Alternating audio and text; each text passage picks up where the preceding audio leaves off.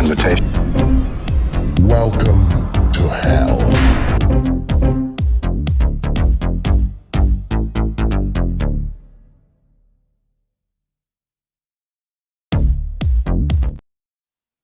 And after that wonderful trailer, if I don't say so myself, I am here with JT from thanks, man. From JT's Horror Discussions. I actually like JT. I will say this up front, even though I'm making him watch Hellraiser Revelations. It's all right. Dave made me watch Velocipaster last year. There you go. Yeah, it so be worse, man. I've had much worse. So we were talking before about your, like not necessarily your feelings on Hellraiser. So like that's probably a good place to start. What's your kind of history and feelings on Hellraiser? How to share that? Yeah, it's a good idea. I'll give my feelings with it, and then we can go into yours. Yeah, I mean, like I was saying before we went live, like Clive Barker, I have a lot of respect for him. I've read some of his short stories, but not a lot of his movies have clicked with me, except for, I said, Candyman, which is very different from the short story. So I don't consider it fully Clive Barker, but I think the first two Hellraisers are great movies, great effects. The directing's great. The Cenobites are iconic. And Doug Bradley is Pinhead. I do like the story to the first two also with, what's her name? Julia, right? Julia and Frank. So I'm surprised. I remember their names, man. That's good. Yeah, Frank's. I mean, it's a bit. It's very sort of Macbeth, Streetcar Named Desire. The first one. It's very much a play. A group. Oh, for sure. Even down to the setting. Like this is it. Location setting. Yeah. It's Clive Barker's group of friends from theatre in Liverpool, putting it all together, and I think that it works so well. The first one, I didn't initially think it was amazing, and then I watched it a couple of times and really got into it. But then, like I said to you before, I think it's quite an easy series to rank in the sense of they get progressively worse. And then the new one, I don't know. The new one I thought was okay. The new one I thought was okay. Weird because that sounds exactly like the Puppet Master franchise. Yeah, when you talk to most people, like, cause I suffered through that shit after the third movie because I never saw it past the third film before. Even though I have all the Puppet Master figurines from 20 years ago, I never really saw it past the third or so. And every one as it went on just got worse and worse. Like it was a one or two I didn't even get out of bed. I was laying down doing the review. I'm like, I'm not getting out of fucking bed to watch some of them. They so didn't even put the last one was a little better. The Littlest Reich, I think, was the last one, and a lot of people say, "Oh, that one's pretty good." So it's funny. The last one of both of these franchises seems to be a little bit of a step up, I guess. Yeah, and I think Puppet Master is a good. A good example of just like, I guess they weren't doing the things here, which was like trying to hold on to rights and crank them out. With Puppet Master, it's just like, let's just wring as much out of this as we can. Yeah, I mean that's because Full Moon and Charles Band is that they own that property. Yeah, so it's a bit different than this. In this one, it's like desperation, like I think we've said before. A lot of these scripts are other things, just kind of co-opted into being Hellraiser. This one, I chose this one to start off my Hellraiser on screen season, just because I think it's a perfect example of the worst kind of Hellraiser movie in the sense of the characters don't have to be likable in these films, but these characters are even, I don't know, they go beyond sort of unlikable characters in the sense of they're boring and reprehensible at the same time. So like the two, like we've got dude bro, frat boys. We've got one main set which works really well in the first film, but for this one it's just a case of there is nothing in this film that takes talent. That takes of any talent. value. To pull off a one location movie, that takes talent to do that. Like Full Moon, it does, and if you compare this to the first one, it's night and day. Yeah, 100%. And this is a good solid 2.7 on IMDb. 2.7, really? What year did this come out? Because I always browse through shit on Tubi or Prime, and I've seen this cover a million times. I know the movie, just never seen it. Should be on Tubi. So in the US, in the US, 2011. In the UK, 2012. I stupidly got my numbers mixed up and put 2021 on my on my thing. It's confusing though sometimes, especially with movies that are like in other countries, like foreign films and stuff. That you always see 2 different years for certain movies.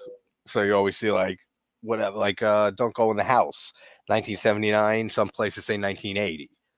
Like you see that often with like, especially back in the 80s, late 70s. Yeah, exactly. Hey, Larry, what's going on, buddy? Yeah. No, are you serious? Yeah, that's right. Like, where he's not. No, that's Hellworld. That's next Sunday. Yeah. That's with just Henry the fact Cavill that on that one. Just the fact that it is a thing, though, has me very intrigued. Yeah, man, that's great. Oh, that's really nice. I think you've got a bit of a donation there, a bit of I don't know thanks, man. That's nice. That's nice, man. Always appreciated, man. Good to see you.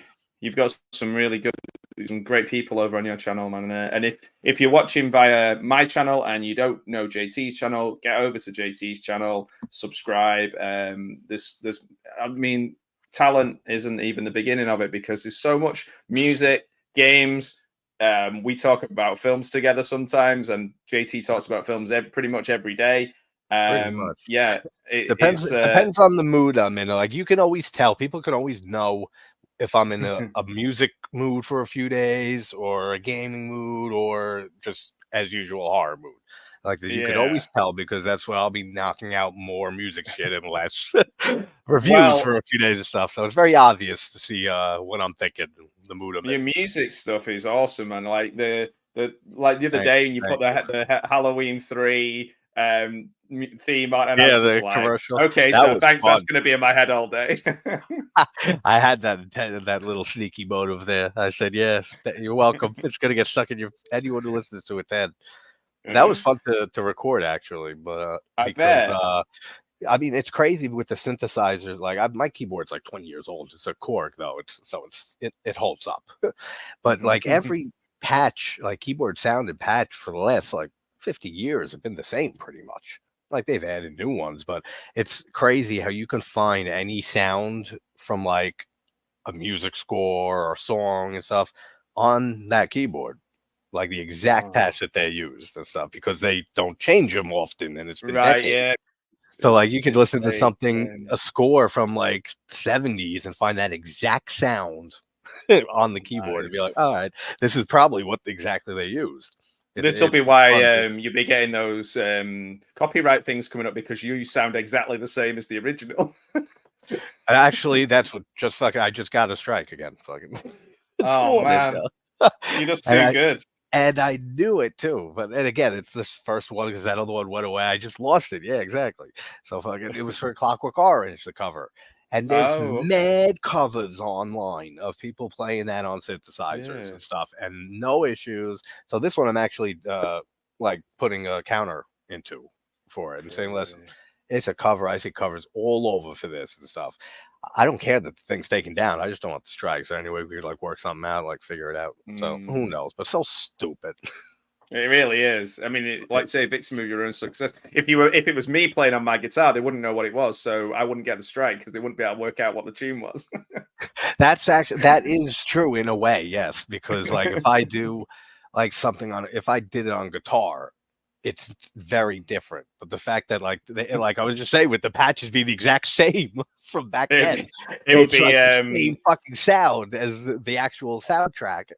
So unless it's the James Bond theme, my guitar over here, which there's very much in terms of awfulness. What is that? A Stratocaster Fender? It's a Hofner. I bought it off this guy who used to have a band in the old town where I used to live, and I was like, right, I'm gonna learn to play. So I started having lessons, but I stopped a while ago. But I like to play along with stuff on TV and pretend that I'm in the band, you know. Pretend that I'm in. That's how I learned. That's how I self-taught myself. I never had lessons. I had a few lessons, and literally I got like a certain point, the guy was just like, "It's nothing really I could teach you anymore." Like, and you end up just if it's anything was, like me, you end up just talking about music with them and paying them yeah, to talk about music. yeah, because that That's just what I did.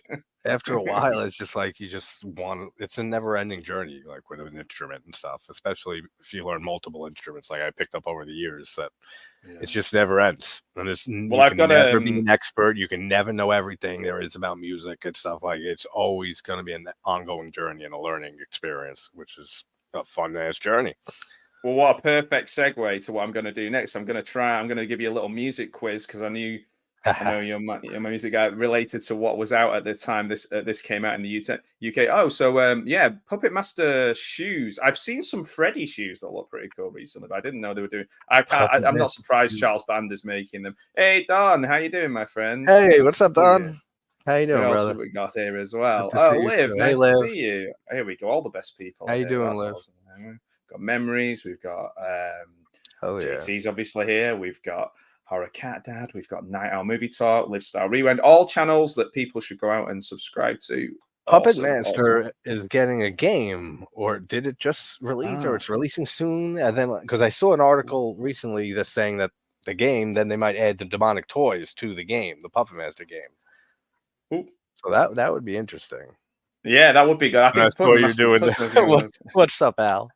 Hell no! Oh hell no! We're Team Hell no. And speaking of WWE, hey Brian, hey, what's good up, to Brian? see you.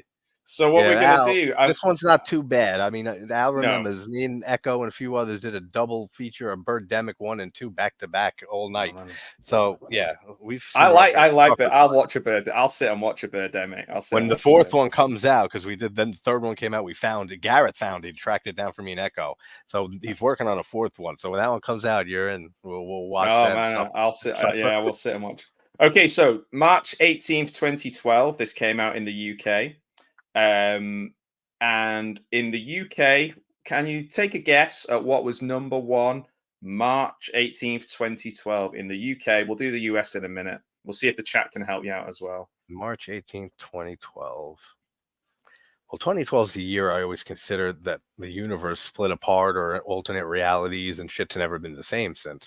So maybe like the Mandela effect will make me. I won't be able to guess because I don't listen to the radio, honestly. No, well, okay, I'll get for the last 20 years. Like I don't listen to. I'll give you a clue. Okay, so the song sounds like the song sounds like Bar Bar Black Sheep. That's all I know about that nursery rhyme too. Yeah, you pretty much. So it's somebody that I used to know. Okay, ding, ding, ding, ding, ding, yeah. Ding, ding, ding. Yep. Okay, now in the US, I don't know this song, so I feel like it's a bit harsh even asking. But in the US, it was a number one. Like what? Number one in the US.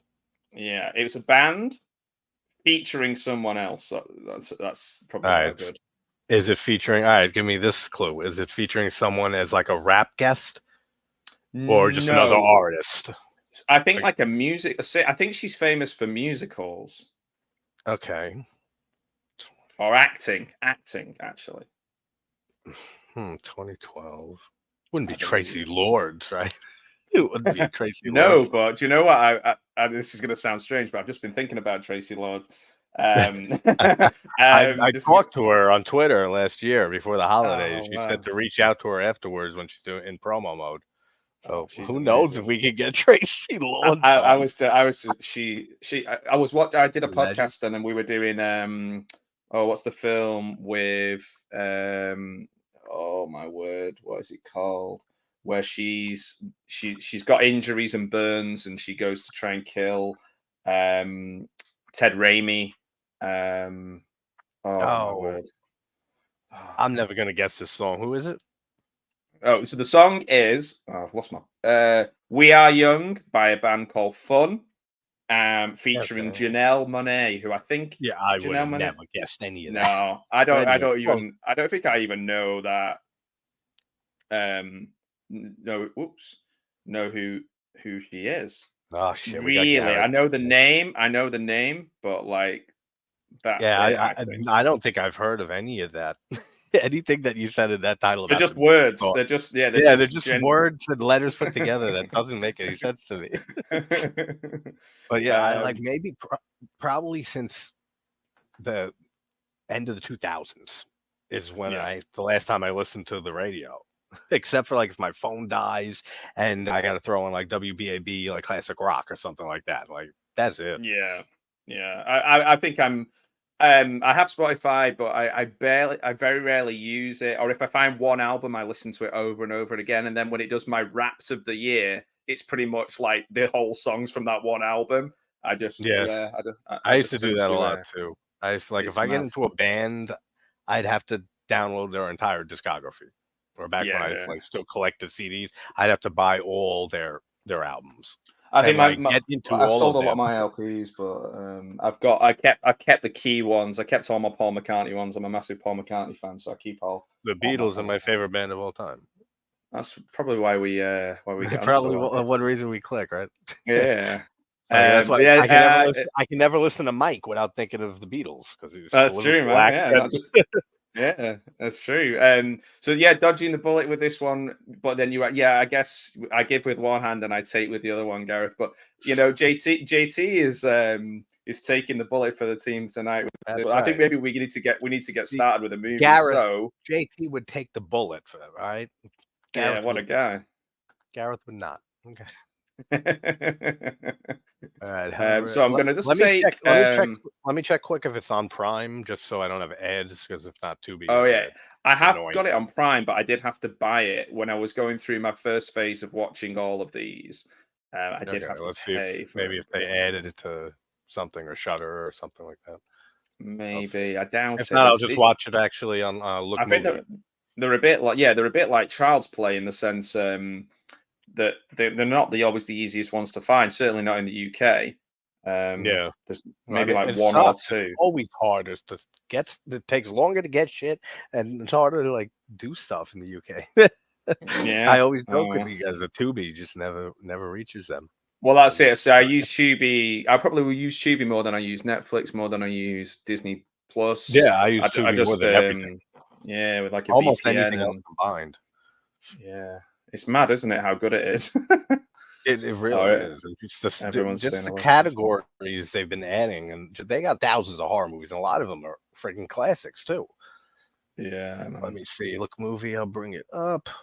Hey, Russ. Hey, what's up, Russell. And how you doing? 4 months as a member. Thank you, as always, Russell. That's so cool. I don't even know how that all works, but it looks nice and cool and green. Got a nice. Yeah, it's like. It's just speaking of, I don't like, that's why I don't advertise it and shit. But if there's just small ways that someone, if they feel that compelled to support the channel, it's a few dollars a month. And then I try to just do like some little member watch party once or twice a month and a few other extra things just to try to. That's cool. I see those channels like yourself and Al and Gareth do those things, which are pretty cool, man. They're pretty cool. Yeah, usually it's when you get monetized at 1,000 subs, but recently last year, like right around when I was approaching 500, they changed the rules for monetization to that it's now if you hit 500 subs and 3,000 watch hours or 3 million or 30 million short hours, like it depends on or views, depends on, it's different for shorts versus like regular videos. But if you reach those requirements, then you can get the join option, super chats, and shopping. And then when you hit 1,000, then you're like fully monetized or some shit. You know, the whole thing confuses the whole YouTube, Google, everything confuses me. I click on things, I unclick, I double click, I hold down things, and then it's going, you've done this, and I'm like, what am I doing? And I have to use Google Drive for work, and I looked on it the other day, and I hadn't been on it for 2 years. So I was like, oh. Yeah, all the other people at work are all sharing resources and talking to each other and doing stuff, and I'm just literally like doing my own thing over here, you know, like on a steam-powered laptop. So, so guys, I got this pulled up on the Look movie, so I'm ready to go. Look movie, okay, guys. So I'm gonna play the little thing when you see click play. Hellraiser Revelations. It's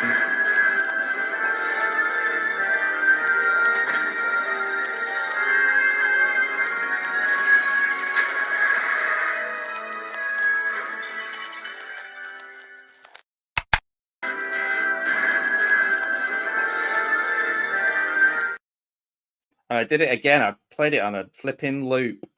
So that's cool.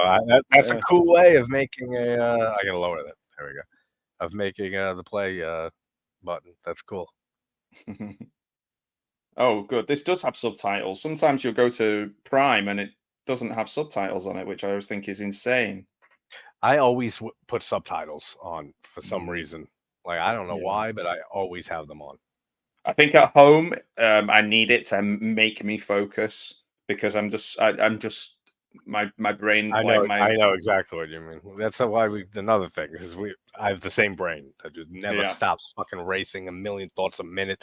So at least that might be why that's been a thing. Put subtitles on. Maybe it's because of that. Maybe it's because it focuses you a bit, like reading it while watching. I don't know. It's a mystery. It's set in Canada, Russell, but it's a Kevin Smith film. Who's from I just did a video yesterday on it. Check that out, guys. I was watching JT's. That was a fun one to make. It was good, man. It was good chatting to you as well with it. Hey, Mike, how you doing? We're just talking about the Beatles of all things. Yes, we were. I was saying how I can't hear Mike's voice ever without thinking of the Beatles because of Liverpool. The serenade us. So this part of the film here is this kind of they're filming each other. So they're off to, is it Tijuana or somewhere wherever people go to do things in Mexico that they shouldn't be doing. Yeah, because that's where all the fun is in Mexico. Right. That's why we got our boy Professor Macabro down there. So if we ever need anything. Oh, cool. Where have I missed Professor Macabro? Is he? Oh, in Mexico. No, sorry. no, No, I got you now. I thought you meant in the chat. Sorry. Yeah, I got you. Yeah, of course. Yeah. So this now, is which entry is this movie in the series? Which entry? Oh man. So this like 6, is it 6 or 7? That's a really good question, JT. Do you know what? They all blended into what I literally watched them all within like a week. And hey, Mr. Dan, we got Mr. Dan in the house. Oh, cool. Awesome. So this is because the first Hellraiser was what, 88, 89? Yeah, I think 87, I think 87. Okay. And then 2 was a few years after. 2 years. Yeah, they. Do you know what? I'm not sure. I can't remember. Further down. Yeah.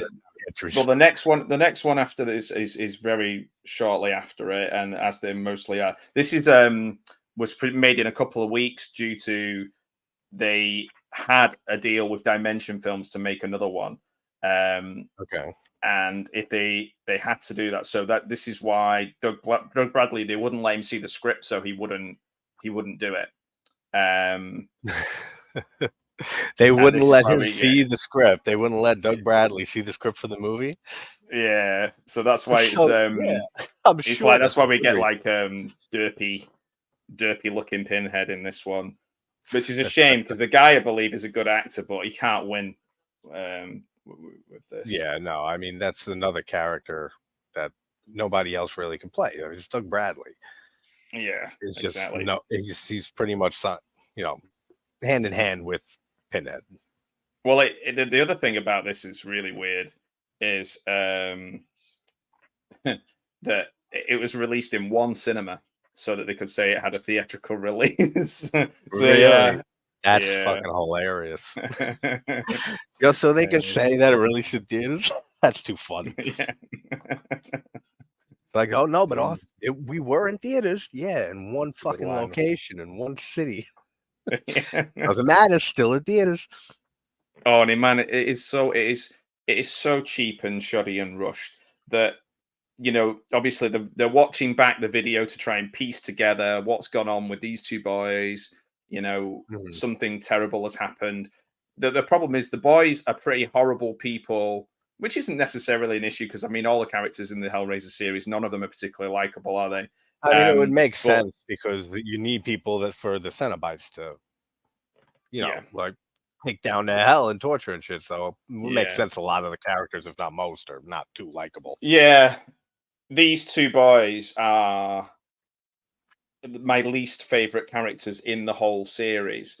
It feels like it feels like some sort of made for TV movie. Yeah. Oh yeah, it looks like one. They put a kind of orangey, yellowy filter on it to make it look a little bit grimy, but essentially, this could be What a Talking Cat, or like Oh, some absolutely. sort of You in could some tell sort of just looking at the film that porn the mansion. quality of it. What was the budget for this? Do you know? Oh, next to nothing. Next I to got it. I nothing. could imagine. I would imagine Yeah. so. I'd be blown away if there was like a big number attached to this number. Yeah. The budget was $300,000. That seems That's surprisingly more high. than. Yeah. Try finding where that is in the film. Yeah, it's in the people's pockets who made it. It's with the Dimension people, I think. Yeah, absolutely. Even the front cover. Now, my picture of it is all grainy looking that I found. But when I looked online, if you bought the DVD, which I think I had at one point, the Dimension Extreme thing at the top, it is really grainy and pixelated anyway, because they just blew up a low res picture for the front cover of the DVD. So they did nothing right with this movie. Yeah, as much of a shit that they gave about it. Except for getting into theaters. That was an accomplishment.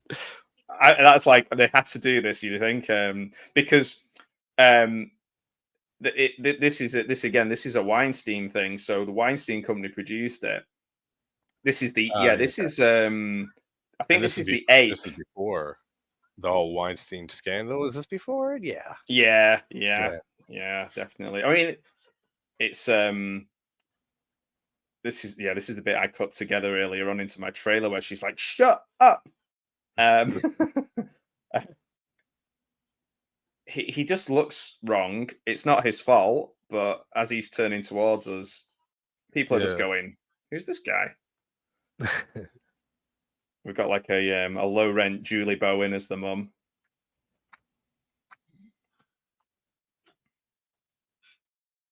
I feel like the 2 kid part, like with the camera, maybe I like woke up one day and like there was an autoplay. I feel like this sounds familiar. I know I've never seen this movie, like the whole thing. But maybe I woke up to it in a fever dream or some shit once. Yeah, and like I quickly switched it off. Yeah, immediately. I probably exactly did that. Looked and said Hellraiser, whatever the name is. I said, what is this on? This is the real hell. This is where you really go to hell, watching the movies. So this is where we start seeing more about what's going on, and I believe they call it TJ. Is that right? So yeah, Uncle Frank comes to that. Yeah, Uncle Frank was a good character. I mean, he had a lot going for him, in a lot of ways. He was a fun character. I mean, like I said, as much as I don't love the first 2, I mean, I like Frank's character. You blew it up, damn you all to hell. Oh, blew it up. Runaway Train, is it? No. Runaway Train. Let's watch that recently. I'm not sure. Is that a clue, Sean? Go away. Is it a Planet of the Apes film? That if it is, that makes sense why I don't recognize it, because I've only seen like maybe the first Planet, the original, and then like I watched them all once. I didn't watch the new ones. Yeah.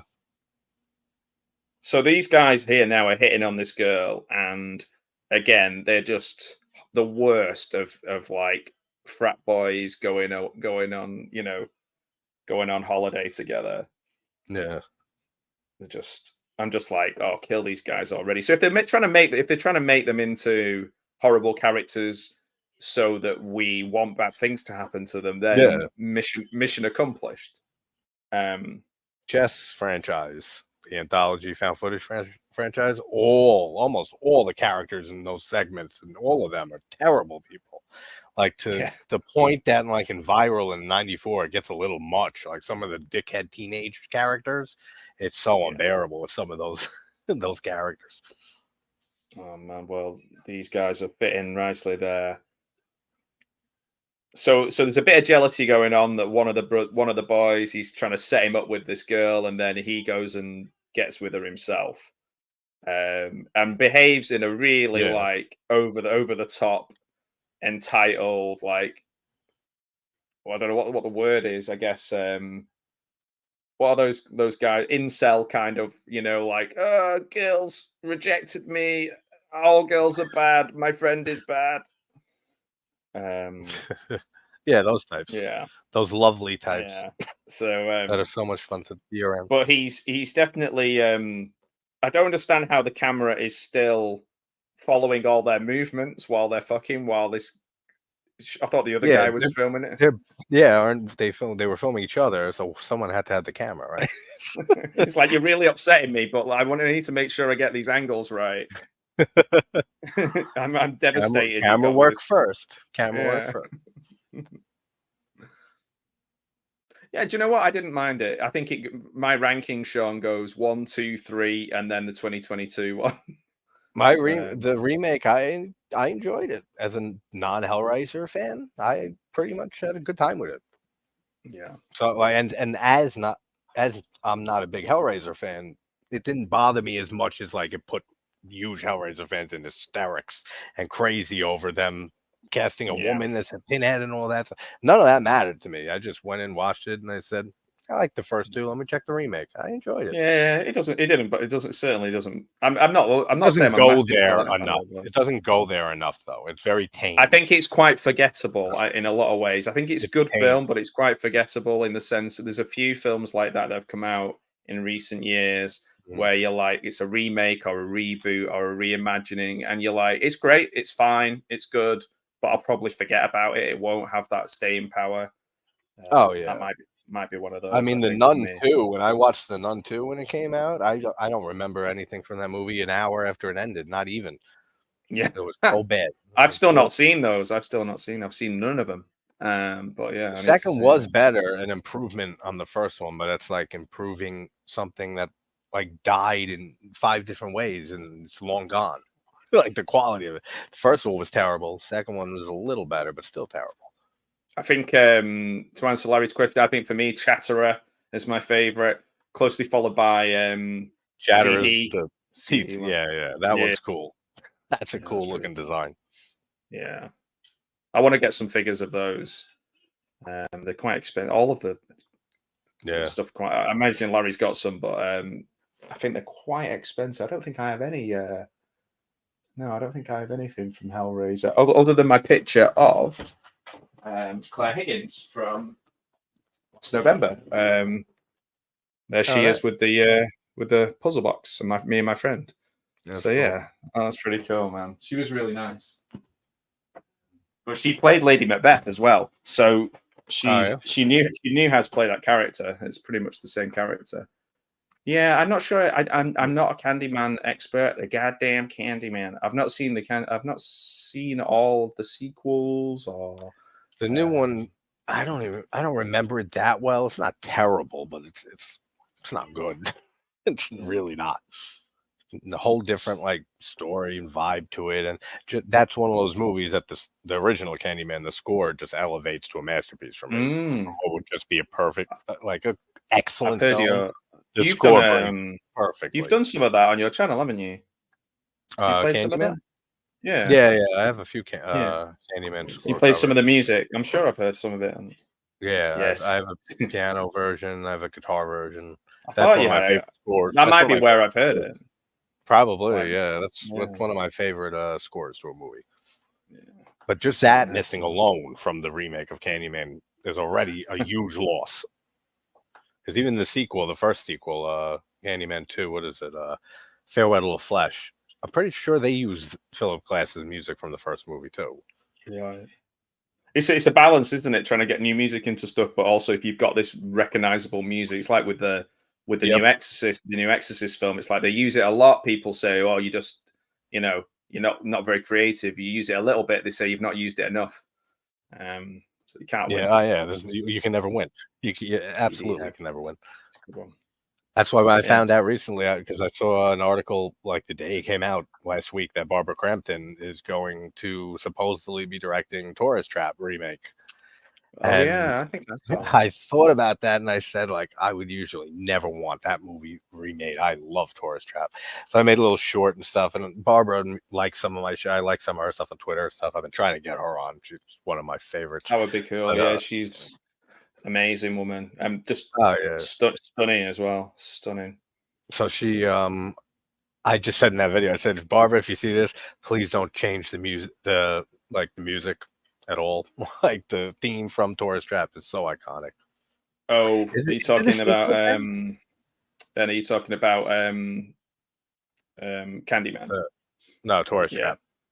Oh, Tourist and that's Trap. right, Ben. He's talking about Candyman. Yeah. It's true. Right. It's not really like a full-on remake. It's a sequel, but in like a weird way.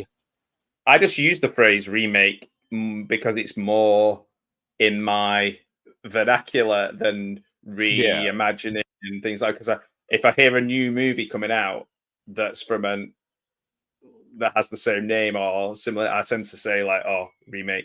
But you're I do that all the time. I mean, I'll say words that don't make sense, kind of, but you get the fucking idea, so it don't matter. With all the horse racing, you're lucky I get out what I do. Oh yeah. The score is great in the first two Hellraisers. I can say that. So guys, if you're watching along, I'm on 15 minutes in. The guys are they found one of the boys, but he's in a bit of a state. He's just kind of in a I don't know what the word is, just passed out and shaking and doing. He's doing some strange stuff. They've all taken a different stance on watching the video. The mum's watched the video, seen what's happened, and the dad doesn't want to. Yeah, well, this is where it gets very soap opera-y. So he's in this kind of like trance-like state at the moment. It's it's a thing. Like, I'm not watching along to this shit.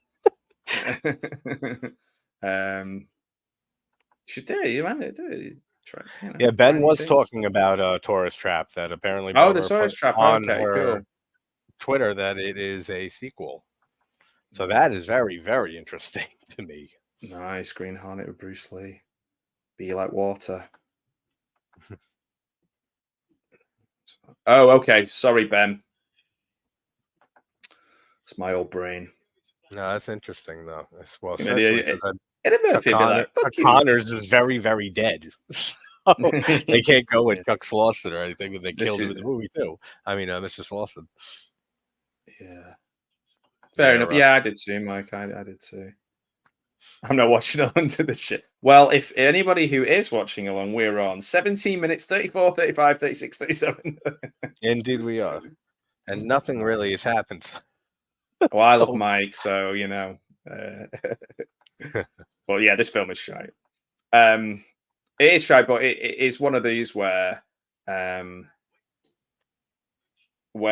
think I'm interested in the story behind the making of these trash films. So like cramming films together, making them back to back, using the same sets. I find all that really fascinating. I like the ins and outs of stuff. I mean, sometimes, like in these cases, sometimes the behind the scenes stuff's the most interesting part. Yeah, it's terrible. Exactly. And the dad in this looks about the same age as the sons. They've just put a bit of salt and pepper at the side. Yeah. It does have a very soap opera feel to it so far. Yeah. And there's a lot of emoting, like, and just kind of heavy breathing to show emotion. The sister and the mum, I find it hard to tell them apart as well. They're like quite similar look, similar age. The brother, who I'm not going to do any spoilers if anybody is watching, but when he's kind of in this weird dream, like when he wakes up and he's playing a kind of possessed, weird, sexy guy, it's as the kids would say, it's cringe. Well, are these like two pinheads? They both have pinheads. No, this guy, he's like Pinhead's PA. He stands in for Pinhead whenever he can't make appearances. It's like, take a note. I'm too busy in hell, so you go as my discount Pinhead. Yeah. Eddie Murphy. Yeah, it's nice. I think that would be really funny if that was just out of context, Mike. If it was just literally we hadn't been talking about him being in the Candyman remake or going to be in the original Candyman. If we're just like Eddie Murphy's too short, and that's it. Where did that come from? Yeah, end of sentence. Yeah. I need to have another go. There's some dog-related trauma in both of them, though, isn't there? In this is the reason I think I never got through all the in the original for sure. I don't remember the remake, but I don't know if I can smoke some pot, have a beer, have a little celebration stream with all you guys. Watch Hellraiser Revelations again. No, that's right. We're gonna put it on loop all day long when we hit 1,000 all day long. Hellraiser Revelations. It's a revelation. The revelation is shit. All the bad Hellraisers, one after, but then you skip every other Hellraiser with a Birdemic entry. Yeah. Oh man, that would be good. That would be good.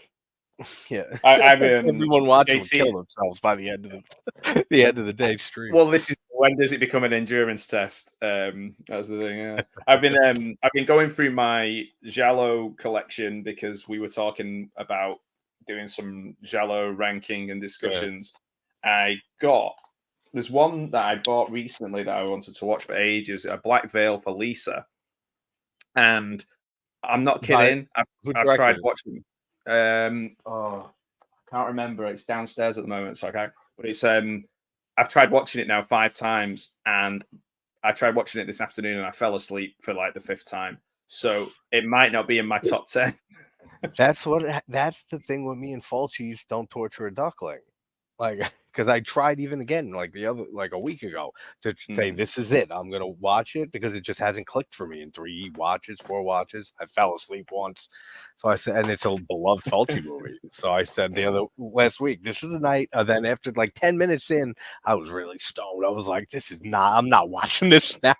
I said, there's no way I'm gonna fully concentrate on this right now. So still need to finally have a last rewatch of Don't Torture a Duckling to make final judgments. That's it, man. I was just, as you were talking then, I was thinking, do I have that? But I don't think I do. There's certain ones, even by great filmmakers, you just can't get through it. So here we go. We've got the they're messing about with the puzzle box. Will these people ever learn? And then the camera starts shaking like an early episode of Star Trek. Everybody starts flying around. I don't know about the look of the Cenobites in this either so far. They're like very strange looking. Even, I mean, Pinhead, of course, is going to because it's not Doug Bradley.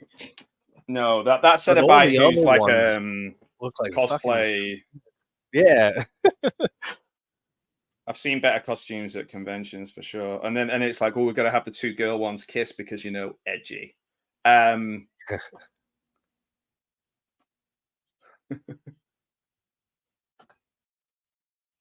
Well, I don't know, man. It's getting worse. I'm shit all the time. Yeah, I'm getting worse. But thanks for the compliment. Some things I do, and then some things I don't. I usually thanks, Mike. Appreciate that. Things.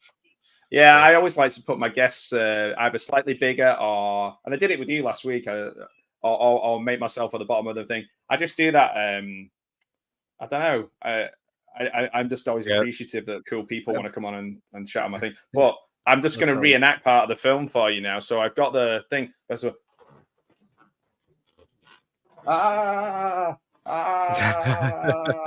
you go. So that costs $300,000, please. That's right. All in 20s, 50s, and 100s, unmarked bills. I will be scanning it for a tracking device and shit, so don't even try that. No country for old men style. The second guy's turning up now, Stephen, who's the kind of geeky one who got upset that the other guy made out with that girl, but then the guy killed the girl, and he's warning them about the Cenobites. A vagrant called the Cenobite. What vagrant? Oh, the vagrant. Okay, the vagrant. All right. I thought he was calling the Cenobites vagrants. I was like, what? It's like they're very, very unique looking vagrants. Do you think if they made this now, then to make the script, and get it turned over in a week or so. They'd just do it in like AI. I mean, who knows? With all the AI stuff that's going on and that people are worried and freaking out about, especially in like, actors and people in the film industry, I don't even know at this point how far along it is. It's always much further than we think it is technology-wise. Whatever the government has technology-wise, it's always 50, 80 years or so ahead of the public. So who knows what they're doing and stuff. There's already a whole dead internet theory that, like, there's so many bots and fake accounts on the internet. It brings more revenue to companies like YouTube and stuff like that, and it's really just bots and nobody's there. There's a whole bunch of theories, conspiracies. What I was thinking with this was what you could do. You could just type into ChatGPT, write me a 1 hour 30 script. Oh yeah, for a Hellraiser film that costs $300,000, but we only want to put $200,000 of it on the screen and keep $100 for ourselves. I'm sure you can, and you get this. Yeah, this is probably like the AI would probably do a little better. Yeah, probably would. Yeah, and you're like, and make it good. Yeah, somehow you should prove it. VHS logos, VHS tape logo, my Scotch, and I was going to do a Maxell one and a few of those. My friend Dave did it for me. That's pretty cool. But yeah, AI would probably come up with a better script than this. That is true, Larry. Yeah, I didn't even look at that comment, Larry. That's yeah, great minds, Larry. Right. Yeah, it's been a conspiracy theory for a while now. The dead internet theory. Yeah, thanks, Caveman. Good to see you, and thanks for doing that. Oh, yeah, you guys, spend 10 seconds on my channel, then switch over to JT and do 10 seconds on his. Get the.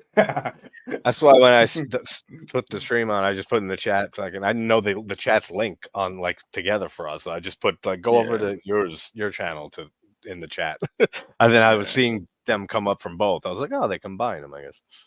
It's so cool. Yeah, it's true. It's good. I like that. It's great. See all the different people pop up, and thanks, Dawn and Larry doing all the hellos and welcomes and stuff, because I'm not the fastest at keeping up with things in the chat. So that's awesome. Thank you. So this guy, this vagrant, who is literally wearing like a kid's party costume of like, dirtying him up a little bit. A terrible wig, and the kid on the kid with the longer hair. He's just not good at acting at all, man. No, not good at acting. Everything he's saying is like grating. Yeah, I love that because it's true. The dark hair guy's a little better. Like, I'm not even sure if they are actors. I don't know if they're just maybe they think this is really happening. I don't know, but like he looks a little bit like the dark haired with the short haired guy. He looks a little bit like the wolf guy from Twilight. Yeah, I can see that. The thing is, though, if you're in a bar and somebody's saying to you, some grungy guy comes up to you, filthy guy, and he goes, "Hey, I'm gonna let you in on all this really cool sex stuff." You're not going to be like, yeah, sit down. Let's talk about it. You're going to be like, I don't want to end up in the bathroom with this guy. Oh yeah, I mean, he wouldn't even get to sit down. That was me. You serious? Get the fuck away from you, dirty motherfucker. Go take a shower. Oh, please tell me more about this dirty sex stuff that you.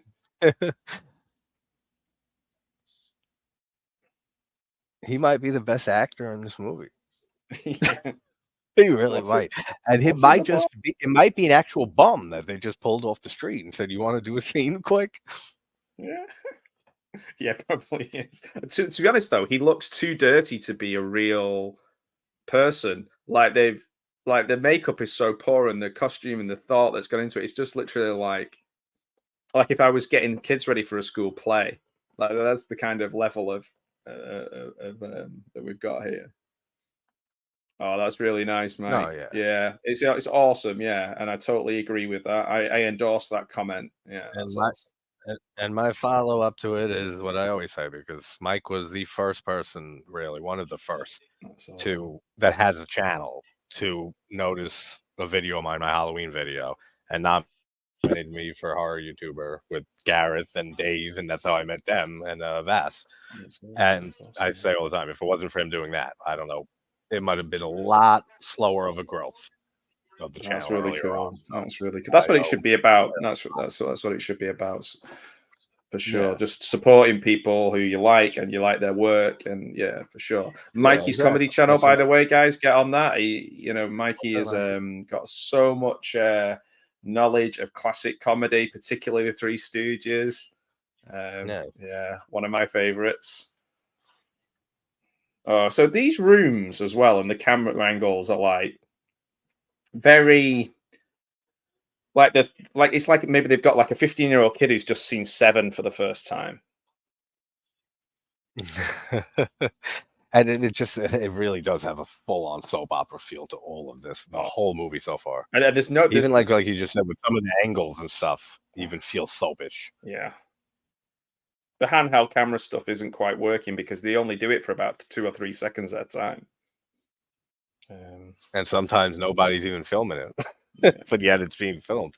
But speaking of supportive people, Larry, you're one of those as well, man. If it wasn't for Larry and Mayan and people like that and Don and so many people and Al and all the people in the chat who turn up all the time, like who just don't make me feel like I'm just talking to myself, which is fine. I'm okay with doing that too. But yeah, I mean, it's amazing. Great seeing, like saying like Al too. Al, Dave, like we all started right around the same time or so, or close to the same time. So just I was watching a lot of you guys. I was watching a lot of you guys without commenting or without like because I literally didn't even have like a YouTube account. I was just like, and that was through just watching one of Al's videos when he first started. I just watched them, messaged him.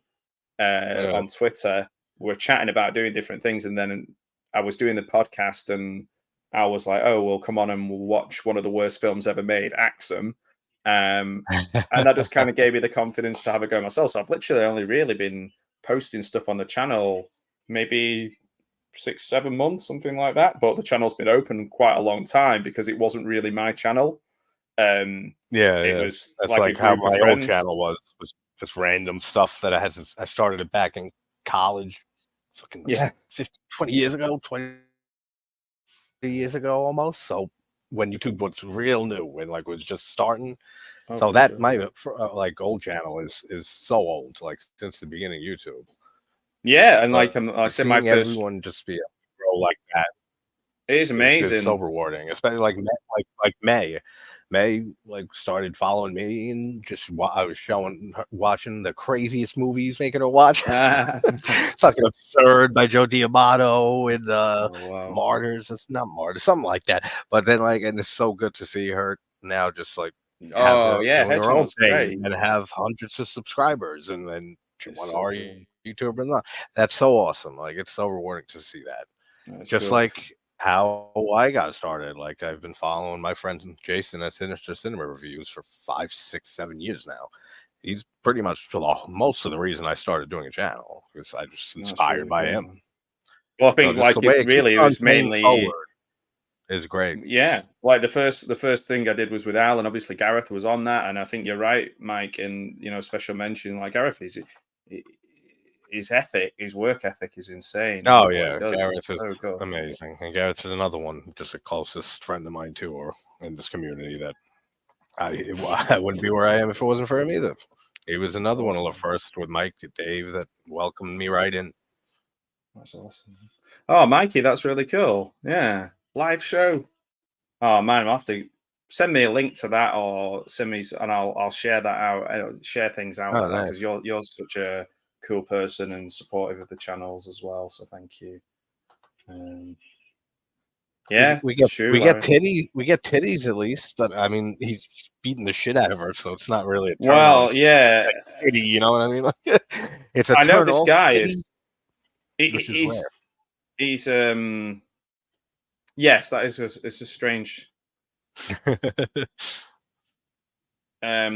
This is the first time that the box has been used.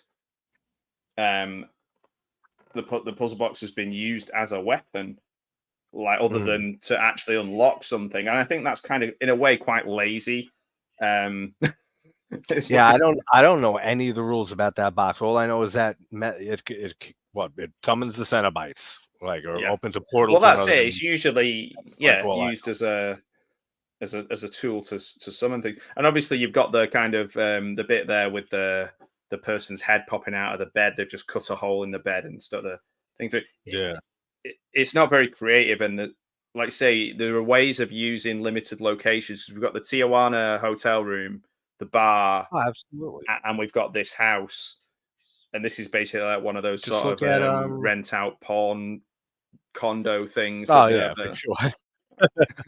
Look at Full Moon, like some of their movies, like Ghoulies isn't Full Moon, but Charles Band and Empire before that. Ghoulies is all in the house and in the mansion, and they do that very well, like bottleneck one location.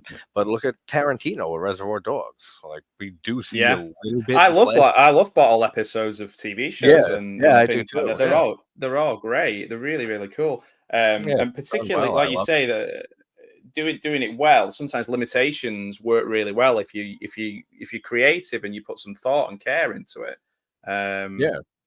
But yeah, Don, big shout out to Don, and so he's to blame for seeing your mug on screen, Larry. I'll fix him. So many, all the emojis, Don. Don, that Rob Zombie shout out video you did a while back. That shit's hilarious. Yeah, it's so good. Yeah. Like I thought it was Rob Zombie for a second. So I'm just gonna take this is the face peeling scene, but also if you look at looks all right. Yeah, it's not bad, but if you look at Pinhead, you can kind of see the bent rubber pins on it. they look crap. Oh yeah. That doesn't look good. Like his face looks. This good. isn't. Yeah, that's not bad at all. That's not bad at all. It's a kind of. I think they're trying to go for a crucifixion style framing there. Yeah. And we've got this dad who's a kind of knockoff Bryan Cranston wannabe. Malcolm in the Middle's dad.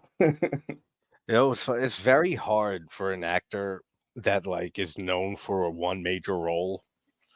Like think of George for like anyone from Seinfeld. Yeah. Like he's George. He's always typecast as George. He's always going to be George. I think Bryan Cranston is one of the only actors that was able to be one character of Hal from Malcolm in the Middle for me. Then Breaking Bad came, and now all I see him is Walter White.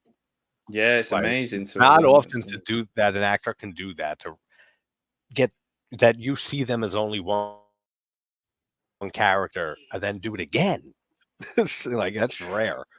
But Cranston definitely he is unreal. I don't think this guy is going to be on that level. I'm afraid. They're going to be like, do you remember the dad? I was just going to say, this guy, of course, is not the dad. The dad from Hellraiser. I'll always know him as the dad from Hellraiser Revelations. Yeah. But you know, I also think they're a very talented family, because in sort of distractingly all around the room, there's like as many trophies and certificates and medals in every single room of the house. There's like bowling trophies, soccer, football. So whoever Airbnb or whatever it was in 2011 that they used, whoever it was who did set design was obviously very sporty. We got May in the chat. Hey, May, I was just talking about you. We were just talking about you. Yeah. In case you don't want to look back for the replay and shit, I was saying we were talking about just seeing people's channels growing and just like being on the same. And everybody's saying such cool things. Yeah, and then I brought up you, other. And I said that just like how you found my channel and Sean's and stuff, and we were showing you crazy ass movies, and then now I'm so proud of you. You have your own channel. You're putting out your own stuff. Like it's so great to see that. It's awesome. I one of the reasons I wanted to watch a movie with Mayam was just to kind of, we're watching a Chucky film, just because, you know, she's so awesome. Been literally like viewer number one a lot of the time on my videos, but also I just want to spend time with people I think are really cool and just lovely people. Again, you mentioned Sean, who's now Cinephile Sanity. Sean, I'll be watching Under the Skin with him soon. Again, somebody I just wanted to get to know a little bit more and it's not in person, but in person. It's so cool. So all the people in the chat tonight, just such, I know I'm going to sound like a proper dork, but just wholesome people who I just hold so highly. I think they're great, and that's why I'm making them all watch Hellraiser Revelations, because that's the kind of guy I am. I could not tell any of you in chat or anyone what the fuck is going on in this movie. So he's back. So I'll tell you one thing. We are on 40 minutes. So we're well over halfway. 40 minutes, 27, 28. And the boy is getting some soup from his sister. And this is where it gets... I noticed the soup. That looks incesty. Good. Incesty. Kind of like Butcher Baker Nightmare Maker. That's an underrated slasher from the 80s. He keeps going into these trances and coming out of them, and then when he comes out of them, he's supposed to be possessed and strange, but he's such a weirdo in the first place. It's hard to tell. I think I definitely woke up to this randomly once because some of this looks familiar, and I said, "What the fuck is this?" And I turned it off. I said, "Why is a Hellraiser sequel on?" Because the kid looks familiar, and the house setting looks familiar. Like maybe it was on. Like I woke up, it was on for a few minutes, and then I realized and said, "Get the shit off." I'm sure it's the same house. The same house from What a Talking Cat with Eric Roberts in.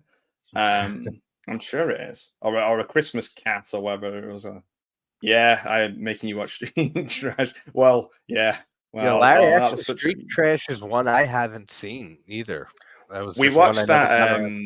It is on YouTube. We watched that with the great Dave, Savage Zombie Reviews, and Dave has had a really interesting history with that film. We invited Larry along to watch it. We had such a good time. The film, not so much, but the actual evening was great. Oh yeah, that's the best part about bad movies and shit. Like you could, that's blast watching it with people and talking about it.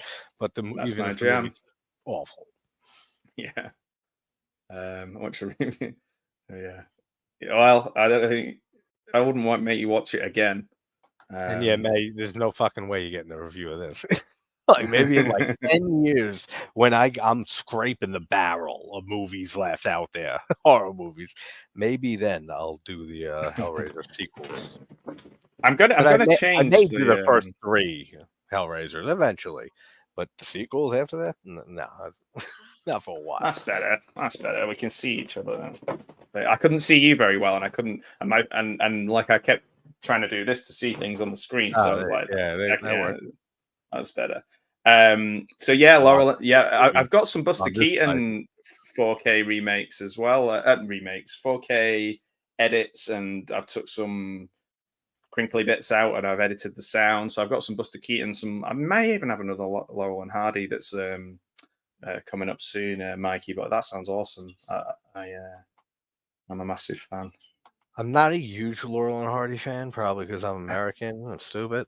So, but I love March of the Wooden Soldiers. Oh, okay. It has a different name over there. What is it, Babes in Toyland? I think so. Yeah. Right. I think that movie's a fucking masterpiece. And all the there's some great. I mean, I was a massive Abbott and Costello fan as well. That's who I loved. I've always loved Abbott and Costello. They used to have that 5 o'clock every day on Channel 4, like in the UK, and they'll have Abbott and Costello show. Yeah, I love them. Meet Frankenstein. There was like so many great movies they were in. But the whole Who's on First thing, I think, is the greatest comedy bit ever, like ever written. So good. Oh Who's man, you can't beat that. Sorry, I was just watching the old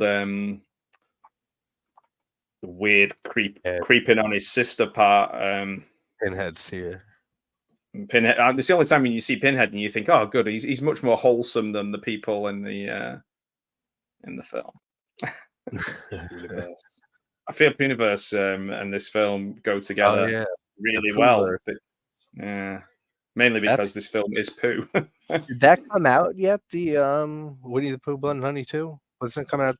It's coming out the 20-something of the actors are doing the rounds a lot of the local smaller conventions in the UK. Yeah. Oh, man. I gotta check when it releases because that way I can immediately watch it on release day. Thanos Pooh is not a visual that I really want to think about, Larry, to be honest. So, biting down or something. I don't know. So these are the two dads. Yeah. Oh, yeah. I just it's just weird. They're just, and she's out on the couch. She's like totally out. Yeah. I mean, the weird stuff with the sister. I'm not sure the purpose of that other than to remind us that we're in a Hellraiser movie and we need to have something transgressive in it. Yeah, it feels that way. It feels very forced. Very forced. Exactly. This is probably like one of the parts in the original whatever script this was for that they had to throw in a bunch of Hellraiser shit. And that's the good thing about Clive Barker is that this stuff is transgressive and way ahead of where we are now with things where certain things are more accepted and more mainstream. He was essentially always open. He was always like, I'm openly gay, and he was also I'm really into S&M, and I like all this leather stuff, and I like all this metals and chains and stuff. And well, I mean, Hellraiser was basically a statement of that, and just like he's never hit it and saying like, "This is who we are" and stuff like, "Love us or hate us. Sure. This is it. This is what you get." And it's mad that it became so mainstream, that film, and Pinhead became such a almost like a Freddy Krueger style figurehead of the franchise. Where I would compare him to Freddy. It's mad, isn't it? It's mad, really, to think that something so niche, like a writer who directed his friends in plays, had these really S&M based stories, lots of really countercultural and transgressive stuff in there, became and then tried dipping into directing too. Yeah. Well, Nightbreed is an interesting one, isn't it? Because it's like it's like it makes me think of X-Men. It makes me think of like a kind of kinky X-Men. Yeah, I remember it is fucking weird. It's out there movie, like most of Barker's stuff. The left-right setup's a lot better than the top-bottom one, but I don't know why. Because we're both so goddamn handsome, we need to be bigger on the screen. That's what it is. That's right. If you believe that, you believe anything. Speaking for myself, you're obviously handsome. We're just snake oil salesmen. Don't worry. Oh yeah, I bet he was. I bet he was really awesome. That's really cool that you met Clive Barker. Also, Felissa Rose got back to me because she said she was going to get back to me after she got home from London. After I had the interview with Parry Shen, and she said she's down to come on and let's talk about maybe doing. Wow, she would be one on my list. I'd love to have a talk. Funnily enough, that reminds me, I've got an interview coming up with Jeff Hayes, who wrote the Sleepaway Camp, the definitive Sleepaway Camp book, and he also that's cool. He had a lot of work with Jeff Hiltzik and helped kind of get them all back into the scene and people actually realizing that people love the movie. It's a fantastic book. I've got some other sort of behind the stuff because he was a producer and helped create the fourth film, which obviously Return to Sleepaway Camp. Oh, that movie which fucking atrocious. That is one of the worst movies that I've done a review for on that during the review of it. I remember that, and I was thinking about you. I think I mentioned you when I saw because I wanted to know the kind of what happened, and he was really open and kind of really broke it down. So it's a very, very interesting interview. So I've split it into two interviews. So one's about the book, and the other one is about kind of the challenges of making that film. So they'll be coming. I'd listen to that for sure because I want explanation. Yeah, well, I thought almost had a fucking meltdown, mental break watching that after watching that movie, recording that video. I didn't mention it in the interview because I was like, he's obviously a massive fan of the films, and he's made his own films as well. But I also, love the first three. I love the first three. Yeah, well, that's it, and that's it as well. Because I think what's great about the book is that it does cover the second and third films as well. So yeah, it's not necessarily like the first one's amazing. I love the second one the most in that franchise. I remember because we watched that, didn't we? We watched the yes, we did. the first and second together. Yeah. Yes, that was a great time. That was a good night, man. I've seen Charlie Chaplin like maybe a movie or two, like very young. Maybe The Great Dictator. Have you seen that one? I don't. I wouldn't remember a name. We had to study that. We had to study that one at university because he's on the front of the textbook because it's the scene where he's dressed up basically as like a spoof of Hitler and he's got the world. Oh, and he's like, I know what you're talking. Yeah, I know. Yeah, but yeah, I would never really. I do not remember the movies I saw when I was young, and I never really was. I don't know, intrigued to go back and look at them. I'm a huge stand-up comedy fan, though. Yeah.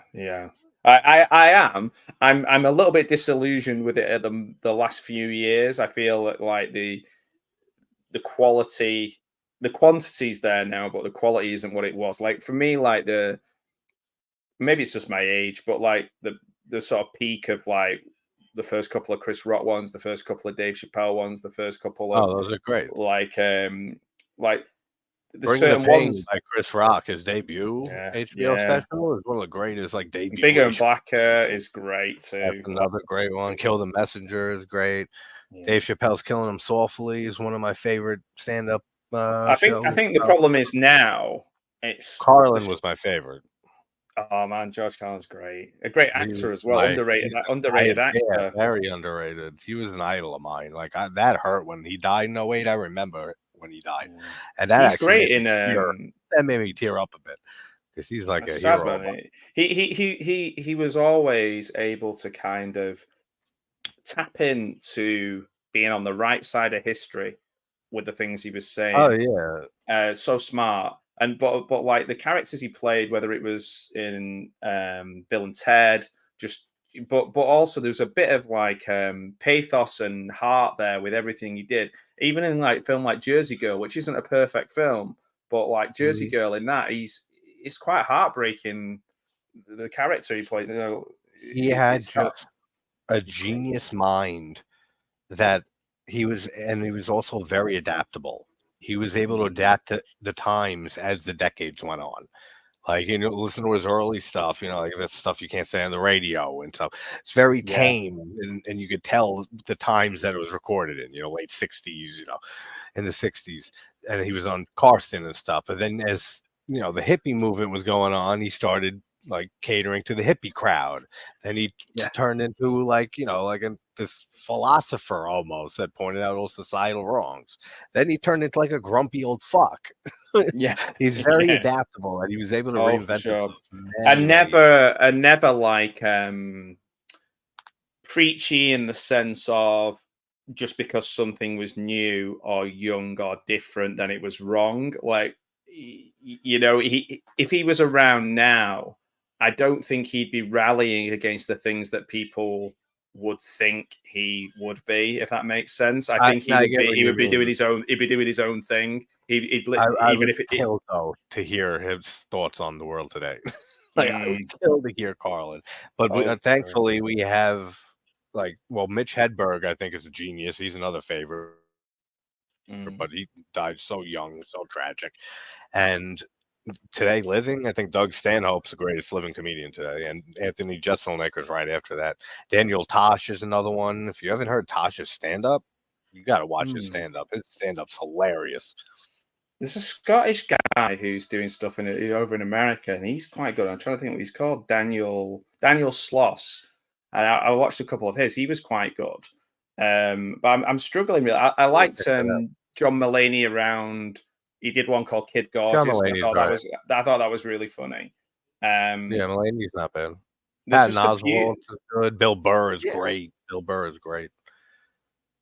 I like I like some of these people in like a small bursts or like podcasts, but then there's like maybe 5 or 6 people that are always thrown at my feed who I don't want to see. But I think because I'm roughly the same age as these people, and maybe I have a grey beard, I don't know, man. Whatever the things they just send. I get these people. It's like the same people are always on Joe Rogan. Like the same people is constantly. Yeah. Oh, and I'm just, I don't find them funny, and I don't know why I keep getting them thrown at me, but I just guess that's how. Maybe I watched one video once and that's it. Yeah. And all the good ones seem to just fucking die so young, and it sucks. Yeah, man. And the problem is, it's a bit like a sitcom or a film series. They just make them a small amount, and then they finish on a perfect moment. Therefore, you don't get to see them make those less, lesser works. It's a bit of a double-edged sword in that sense, isn't it? But yeah, Great Dictator. Yeah, that's right. When you first hear him speak, like I said earlier on, guys, JT's Tusk video. Yeah, it's a strange one. It's it's a high concept one for Kevin Smith film, but the next one was supposed to be Moose Jaws, which was another idea from the thing, which is essentially Jaws. So Moose Jaws is essentially Jaws, but a moose. Yeah, I read that because I read up on like that won't happen though. I don't think that'll happen because I think he just got hurt so much by the response to some of his other films. So check out JT's list of stand up to check out. I heard that he reached out to Justin Long like 2 years ago about a potential sequel to Tusk. Right. So I'd be surprised. Yeah. I wonder if they would do that. I don't know where they could take it. He's a fucking walrus. I think in a way they kind of finished off some of the characters, like Johnny Depp's character and stuff in Yoga Hosers, which I didn't hate, even though it's a silly film. I didn't hate Yoga Hosers, but that's the one. I didn't like Depp in his character in Tusk. I don't like his character. It's very, and that's so quite jarring, isn't it? It sounds sacrilegious, like Johnny Depp. Like I love everything usually, but that character, I don't know why Kevin Smith wrote that character. It's like he's playing a really broad comedy character, and it's quite jarring for the rest of the film, I think. Yeah. Very, very jarring. The tone is very inconsistent in the movie, but just like if you really just suck yourself in and like put yourself in his shoes and imagine what it would be like to have that shit happen to you. That's scary. Yeah. And then you just got a guy coming on like waka waka waka. Just acts like more and more nutty. Guys, get on Don's channel when he's on, whenever he's on. If you see him, pop on. It's always a good time. One-man film school. Even I like Don's short videos. I was going to say I like Don's shorts, but that sounds really strange. But yeah, there's some really cool ones like in 60-second ones. Yeah, he might. Yeah. There's actually, and I could probably say, if people go back and look at any random videos in like the 1.3 thousand videos I've uploaded, there's probably a stand-up comedy reference or a show reference or something like a wink just to a few people who might get it. And almost like every video that I've ever done, I always throw in some type of reference or something that makes me think of a Carlin line or another comedian. That's like me with The Simpsons. Yeah. Simpsons, Arrested Development. I do that a lot with. Yeah, man. Oh man, I made a terrible mistake. I say it all the time. Hermano. I made a terrible mistake. Yeah. I made a tiny terrible mistake. That's my favorite comedy. That's my favorite comedy show of all time. Some of that is just absolutely superlative, just amazing stuff. The writing is just brilliant, and the recurring gags and stuff. That's why every time I don't think anybody, maybe unless, all right, let's see if in chat, does anybody know why the Mexican music randomly plays in a lot of my videos, because probably nobody. But it's the in Arrested Development, a few episodes where they fight and the underlay, like the music that plays between them. Anytime I say the word freaking out in a video, I play a clip of that, like a 2-second clip. And I don't think anyone's ever put that together. Oh, that's so cool. That's fun. Then you just end up doing shit like for you. I mean, this is it. It's like I'm always doing like cha cha cha cha cha, and just ridiculous stuff. Throwing in little jokes. I would say like that the number of times that I'll say. I literally said it I was on with Larry and Don the other night, and I was like, "Here's $5. Go watch a Star Wars." Like Jessica Walters' line from to Anyang. I love Go watch a Star Wars. Anyang, Anyang. Here, go see a Star Wars. I've seen that series, especially the first 3 seasons, like I don't even know how many times all the way through. And I still catch jokes that I never noticed. Yeah, it's great. Like, it's unreal how layered it is.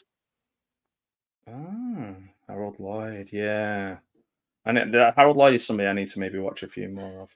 So we're at the point now in the film, guys. We're an hour in. There's 14 minutes left because they don't want to put too much. They don't want to make this film too long. And it is essentially they've just got he's just got a gun, and he's telling his sister and his mum to save his soul, or his sister at this point. He's already shot his dad. And I'm not even sure if he's still possessed at this point because he's just a dick, full stop. I still couldn't really tell you at all what's going on. I'm just having a great time talking with you and everyone in chat. He's like this. He's like, I like to fuck. Like, ooh, you edgy bastard. Yeah, well, you'll be the first one to say that then, man, because most people hate it. I would never fucking watch this again, ever. Even if I'm not even paying attention much, I would never watch this ever again. It does look like, you're right. It looks like the lighting in this film is ridiculously crap. If it was brighter, you just see that it was some mansion somewhere, I guess. But the lighting shit, the acting's either dry and wooden or over the top completely. Some of the effects look cool. Some of the effects have looked good. Yeah, the face peeling was okay, and how they framed it as well, right in the middle, and the arms out, and that was pretty cool. At least like the effects person, at least was somewhat competent. This is the only Hellraiser film where one standoff at the end of it. So that is as cheap as anything. That's literally just like me getting like a toy gun and being like, I'm going to make a movie with a toy gun, Yeah. There's a puzzle box. Yeah. Is the puzzle box in every single Hellraiser? I'm guessing, right? Yeah. Because it has. That's the only way. It's sometimes the only thread. Yeah, it's sometimes the only thread that that connects them. Yeah. They probably spent the $300,000 just on the effects for the puzzle box. Do you know what? That I would be interested in. That is spot on, Ben. Yeah, I totally agree with that. And because it's such a short part of the film, and it's like 10 seconds here or there, and then sometimes they do it and it doesn't make sense. And yeah, it's just because they're just literally just gone like, we've got to make a film, quick, got to make a film. Yeah. This will be a puzzle box from. This will be like in wrestling where sometimes somebody steals the title and then another person buys like a knockoff cheap version of it and passes it off as the original. It's kind of like that. This puzzle box will be like my $5, $6, $7, £7, £8 puzzle box that I've got that doesn't open. But the same one. Probably got it off eBay like me. Yeah. I've seen, like I said, the first 2 maybe a few times each, and the remake, and now this. It seems like it's very easy to like figure this puzzle box out. It seems like every time you just lift it and go like this and put it back down, and that works. Yeah. Like, yeah, it's not a Rubik's cube is more tricky.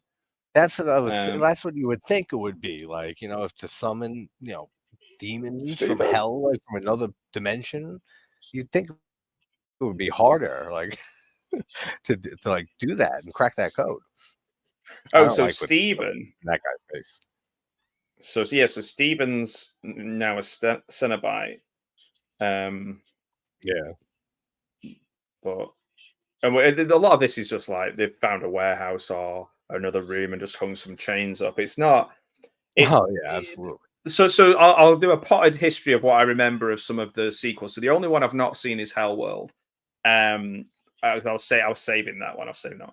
But there's one with an investigative reporter in the Eastern Bloc. There's one with there's two cops. There's one where there's two cops are trying to solve something with the guy from 30 Rock, the boyfriend of Tina Fey in the first couple of seasons of 30 Rock. Can't think of his name, but there's two guys there, and they bring back the girl from the first. There's one with, oh man, I've blocked a lot of this out.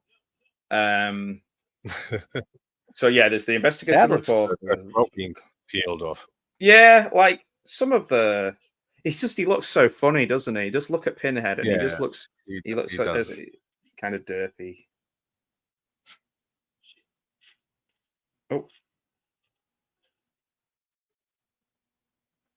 it's not as good as the 1987.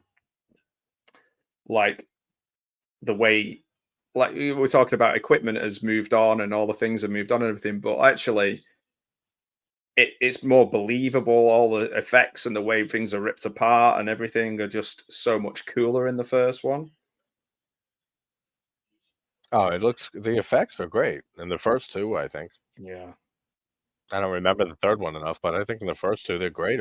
All the effects were. When Frank gets ripped apart at the end and shit, like all that looks fantastic. Oh yeah, for sure. It just makes me laugh. This one, it's just every time I see Pinhead, it just makes me laugh. Yeah, no, he's not intimidating at all. That's what it is.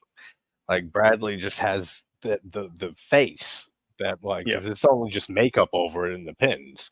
He just has that more intimidating face. This guy does not. Yeah, it's really tricky to replace any iconic character who their face is on the box bigger than anything else. Yeah, like 90% of every Hellraiser thing is Pinhead's face, isn't it? Yeah, that's all the promo material through all these years. Yeah, exactly. Yeah. Hey, wild guys, how you doing? Up, Johnny? How you doing, Johnny? Johnny? Good to see you. I just thought I'd like to just go up to this Pinhead and just like twang his. Yeah, I was just I knew you were going to say that because I feel the same way. I'm looking at it like, come on, like they're so obviously rubber and shit. Yeah, it's so funny. It's distracting when you look at them. Please take me instead. Just take me so I don't have to be in this movie anymore. Yeah, Judgment. Oh man, yeah, Judgment. That's that's one. Oh, cool. Do you know what? It's one of those, isn't it? It's like I heard the guy from Red Letter Media talking about being on. I think he was an extra in. It might have been the new, which was the Nightmare on Elm Street with the new guy. Was it just called a Nightmare on Elm Street with the new guy playing Freddy, the redhead chap who's from Watchmen. Watchmen. Yeah. It was just Nightmare on Elm Street. Nightmare on Elm Street, and like there's a guy who'd been an extra on it, and he was just saying it was so interesting watching this thing sort of fall apart from the inside. It would have been cool to have been in it. I would definitely do that. Abbott and Costello. Do you know what? I used to watch the episode, like the 30-minute Abbott and Costello shows. I do like all of the ones where they meet, like Frankenstein and Meet Frankenstein is a favorite werewolf, and what the hell? The Naughty 90s is my favorite by them because it has them doing Who's on First in it, and it's my favorite version of it. Nice, so good. So we're back in the same place again now. We're this guy's bleeding out. Yeah, he's been bleeding out for a while. Yeah, now he's like fading out too. Yeah. Oh, what a terrible death! What's on second? No, I don't know. It's on third. I my dad showed me that when I was like 4 or 5 years old, and I remembered every line to the entire "Who's on First" thing. I still know it by heart, like line by line. Oh, thanks, Mayan, for carrying on. Yeah, you're sticking with this movie. I don't know. You're not watching along, though. I take it. No, you are fucking lucky. You're not watching along. Well, it's a 1 hour 14 movie, and the last credit, credits are 4.5 minutes, so it's an hour 10 minutes. Like, you know something's wrong when the film's an hour and 10. Oh yeah, I mean, that was not good. Plus, the credits are in not Comic Sans. The credits are in Wingdings. No, the credits are in my favorite font too. Was Comic Sans times New Roman capitals. I don't know. I always liked the Comic Sans because it reminded me it was the closest to like The Simpsons, because I was a big Simpsons fan too. So I used to use that back in like school and back in the day. Use Comic Sans. When you were at school and you had to do like a presentation. Yeah, exactly. You could look a little Simpson-esque. Yeah. That was before the show turned into dork shit. So this, for those of you wanting to watch this, you can find it in lots of different places. For those of you wanting to watch this, why? It was the whole synopsis. I know we went through it a little bit, didn't we? This is the ninth film in the franchise. And it is basically about a pair of buddies trying to get laid, but it's not American Pie. This isn't American Pie, guys. This isn't even American Pie scarier than this. This is untitled movie Hellraiser. Yeah. Hellraiserized. I love the fact that it's an hour 15 film with an hour 10 action. Yeah, you know that's never a good thing. I don't know whether Victor Garcia, the director, has done anything else. If he has, God bless him. I don't know. Never heard his name.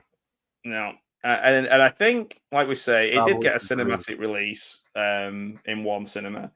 So it's got that badge of honor. It could ride out its legacy. So to go through some of the others, Judgment is a kind of, I think it's a better looking film.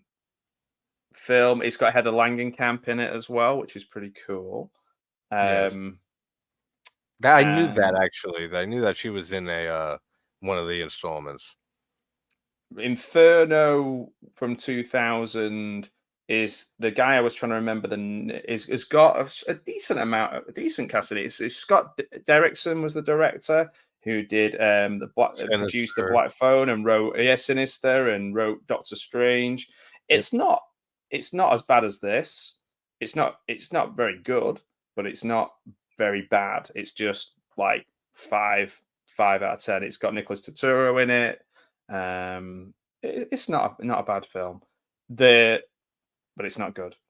I'm just having a quick look through them all, really, because I'm trying to remember them all, because I did watch them all. The one, Hellseeker, that's a pretty stinky film. I mean, they have cool names, like a handful of these like later entries.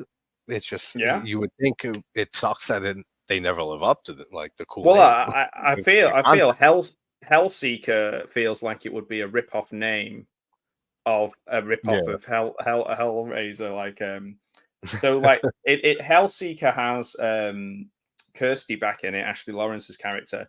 Dean Winters was the guy from 30 Rock that I was trying to remember, and it's Doug Bradley is in that one. That one is one of these ones where you wake up and it was all a dream kind of thing. And and I didn't stay with it mentally.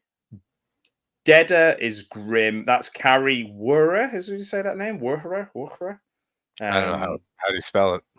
Wuhrer.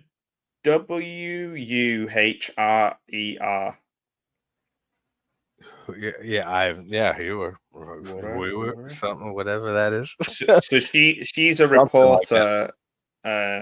She's the reporter one that was over. And there's a guy who directed that and a few of the others. He's called Rick Boter, and he directed. Well, he was the director of photography on Barbed Wire with Pamela Anderson, and the director of photography in Lethal Weapon 4. And so they're a little potted history. Yeah, at least there's some talent like connected and webbed to it. Yeah, I enjoyed watching them all. I have a feeling that Hellworld might go up to maybe 5th place in my list of Hellraiser films when I get there. And how many are there now? Oh gosh. Are there more than Puppet Master? That's got like no, I don't think so. Okay. The other thing, when you were mentioning before about using locations and things, I think I was listening to Charles Band's audiobook, and it was really interesting about when he lived in Italy and how they used that castle for so many different films. And one of them being one of my favorites, which was I think before Full Moon, I can't remember what the company was called before it was Full Moon, but was TerraVision. Empire. Thank you. Yeah, same castle they used in Castle Freak. Yes, yeah, exactly. Which I actually like that as well. So guys, if you want to watch a good film, Castle Freak, TerraVision, go and watch those. Don't watch this film. No, do not. If you have seen Castle Freak though, and you haven't seen the remake of Castle Freak from a few years ago, check that out, people in chat. Or if you I have seen both by accident because I thought I was watching the. Oh, okay, yeah, threw it on like that. Yeah, thinking it was the original. What did you think of it? Yeah, I thought it was okay. I do prefer the original, but I like it. Original. Yeah, but just them changing 11 one thing. 11? Oh wow! All right, so catching up to Puppet Master, but yeah, it's crazy. Oh, speaking. Yes, the Cult of Chucky I'm watching with Mayan. So yeah, guys, great please. Yep, Honor's my number one Chuckyologist. There's one change in the Castle Freak remake, and you know what it is. Like, it's a big change, but a swap that they do that leads to a very disgusting ass scene in that remake of Castle Freak. Oh right, okay. Do you know what? Speaking of because Jeffrey Combs is in the original, isn't he? Oh yeah, and Barbara Crampton. Yeah, Barbara Crampton. So I'm thinking of the right film because it's a while ago. Sorry, I just want to make sure because I really did like that. The Freak is Giorgio in that one, and in the remake, they swap the gender. Yes, and I do that leads to some nasty shit in the scene later, like in the remake. The remake. Speaking of Jeffrey Combs, I've watched a couple of times now. I really have a soft spot for because I love comics as well. Is a Cellar Dweller. I find that quite a fun film, like with all the comics coming alive and what. I haven't seen that in forever. That's a good one. We could maybe do a watch party of Cellar Dweller. That would be cool. Yeah, that would be cool. Anything with Jeffrey Combs is like, I would watch or rewatch over and over again because him and Barbara Crampton and Stuart Gordon, the three of them together alone, just like that was the greatest like teamwork between three people. Well, that was why I felt a bit harsh with that because I did a review of Suitable Flesh and I was a little bit. I liked it too, but I was a little bit critical of the direction. And the reason I think that was because I'm such a fan of Stuart Gordon, which I think is unfair to compare because he's not there to do it. And if he was, he would, they had Dennis Paoli, who wrote basically all of Stuart Gordon's Lovecraftian movies from Reanimator, Dagon. Ghoulies. He's song hero. Did he do Ghoulies or Ghoulies 2? I think Ghoulies or Ghoulies 2 also. He's done a lot of them, but From Beyond. So they had him for Suitable Flesh. Yeah, but, the whole crew's there. The only one. Yeah, the only one. Stuart, obviously, no Stuart Gordon, but that's impossible, wouldn't it? But yeah, it was one of those. The director happened to see the review, and I think I said this to Larry when we were talking about the guy from Street Trash seeing Dave's review. So like the guy saw my review, and he was like, "Well, my mom liked it." I was like, I'm sorry, man. I said like 5 things I really liked about it. So you know, I still got to see Street Trash. Never saw it. The effects are great, but the film is shit, right? I thought it was going to be like a hen and lot. Yeah, a lot of exploding shit. The exploding stuff's good, but like the effects are good. But I thought it was going to be fun. Like one of my favorite directors. I thought it was going to be like Hen and Lotta, but it isn't. It's actually quite grim. I actually just had a Frankenhooker on like a little bit before we started. I was so upset. I remember when I was telling you for ages how excited I was going to meet Patty Mullen, and then she didn't turn up. Yeah, I know that just sucks. I love Hen and Lotta though. All of his movies. Thanks, Mikey. Enjoy your supper. Thanks for joining us. But I'm gonna have to go to bed actually. But guys, I really do. As always. It's been so awesome. It has been so awesome. So many cool people in the chat. Thank you for those people who went on both channels and liked both channels and bounced between channels. Thank you, guys. I love that. It's such cool. I try and do that as well when I'm watching people's stuff.